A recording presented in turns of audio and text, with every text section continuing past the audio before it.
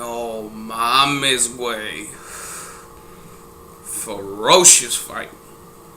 What's going on, man? It's your homeboy Quetzalcoatl hitting you up with another motherfucking video. Now today we're going to talk about the bad Chad Dawson versus Andre SOG Ward fight that just took place. And I gotta say, this was a motherfucking classic for your bitch ass. A fight that is going to go down in history. Both fighters were great champions, both established fighters in each of their divisions. Of course, Andre Ward was coming off of the Super 6 tournament where he clearly dominated every fighter that he was in the ring with. Came out on top.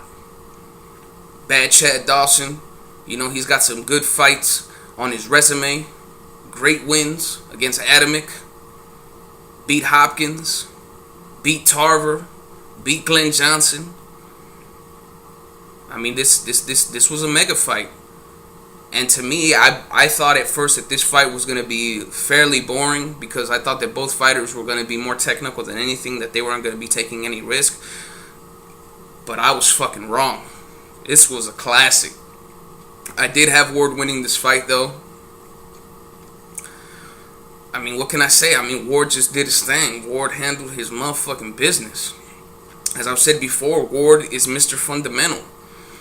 He doesn't have anything that just stands out. He doesn't have blinding speed. He doesn't have supreme footwork or just Floyd Mayweather type defense or Mike Tyson type power. But all the things that he has, he uses them effectively to the fullest. And he showed Chad Dawson that. Chad Dawson, I mean, he was just mentally out of this fight. I believe it was the third and fourth round where he was knocked down. In the beginning of the fight, Chad Dawson looked like he was going to be competitive. In that second round, he was landing some good shots on Ward, and I was looking a little bit worried for Ward because Ward was looking pretty uncomfortable with that, with the size difference. It looked like the size advantage was gonna be a difference in this fight.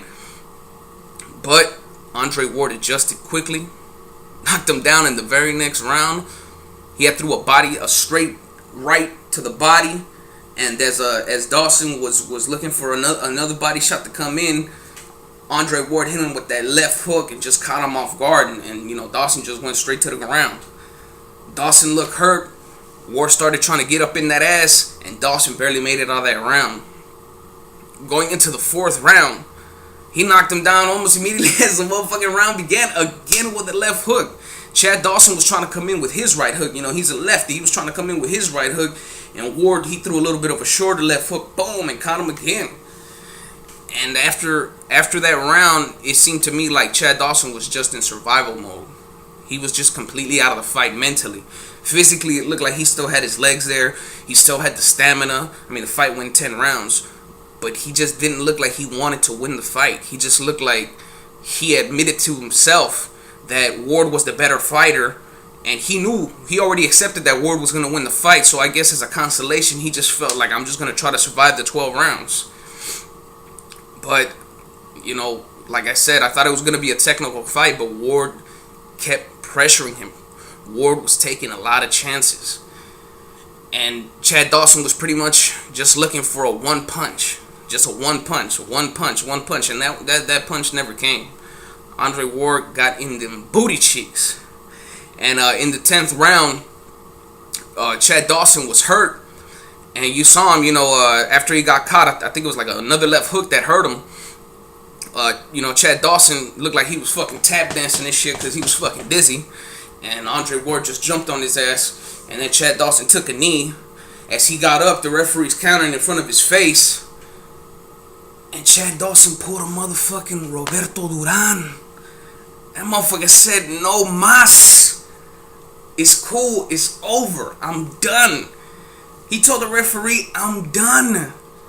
He was like, I'm a motherfucking hamburger. I'm done. Get my ass off the grill. If Chad Dawson was a basketball player, he'd be telling the coach, put me on the bench, coach. I'm out for the season. Man. You know, like I said, Dawson was trying to survive, but to quit, come on, man. At least get knocked out like a man. You know, don't go out on some bitch shit. You know, that was, I don't know. But I have to give Dawson credit, and I give Dawson a lot of props and respect that he had no excuses. You know, he gave Andre Ward all the credit in the world, said he was the best, and I commend Chad Dawson for that. But like I said, the quitting, I don't know what that was, and that's gonna go down in history too. That's No Mas Part 2. I'm done. That's a new one. But huge motherfucking win for Andre Ward. I'd like to see Andre Ward against Andre Dirrell. That's pretty much one of the only 160-pound elite fighters that he didn't fight. I think Andre Ward would blow Andre Dirrell out of the water. I don't think Dirrell has any heart. I think that when Dirrell got out of the Super 6 tournament after, you know, he got an illegal punch by Arthur Abraham, I think he used that as an excuse to get out of the tournament, because he was supposed to fight Ward in the very next fight.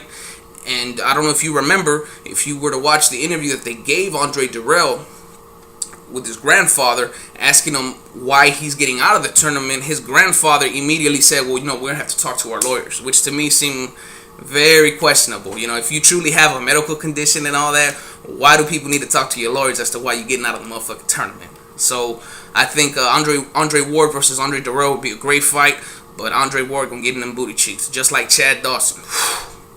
Man, Andre Ward made Chad Dawson his bitch. Chad Dawson, man, he need to get a tattoo on top of his ass to say Andre Ward, because Andre Ward owns his ass. You know what I'm saying? Great fight, great motherfucking night, historical. Before I go, I'd like to mention a little something more on the serious side. You know, I'm kind of been joking around right now with all this bullshit. But I'd like to talk about someone named Gamer MD83. Gamer MD83 is a female who has a YouTube channel here on YouTube. She does video game, you know, commentaries and playthroughs and stuff like that.